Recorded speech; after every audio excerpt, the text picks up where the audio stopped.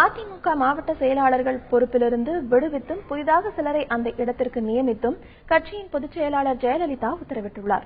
இது தொடர்பாக இன்று வெளியான அறிக்கையில் தேனி மாவட்ட செயலாளர் டி சிவக்குமார் பொறுப்பிலிருந்து விடுவிக்கப்பட்டு அவருக்கு பதிலாக தங்க தமிழ்ச்செல்வன் நியமிக்கப்பட்டுள்ளார்.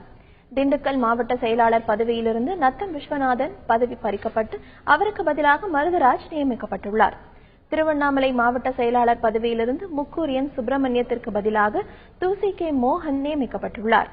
ஈரோடு புறநகர் மாவட்ட செயலாளர் தோப்பு வெங்கடாச்சலத்திற்கு பதிலாக சி கருப்பணனும், நெல்லை புறநகர் மாவட்ட செயலாளர் முருகையா பாண்டியனுக்கு பதிலாக நாராயண பெருமாளும், ராமநாதபுரம் மாவட்ட செயலாளர் தர்மருக்கு பதிலாக மணிகண்டனும் நியமிக்கப்பட்டுள்ளனர்.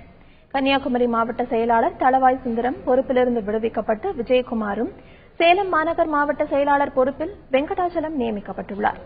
நெல்லை மாநகர் மாவட்ட செயலாளர் முத்துக்கருப்பனுக்கு பதிலாக முத்தையாவும் நியமிக்கப்பட்டுள்ளனர்.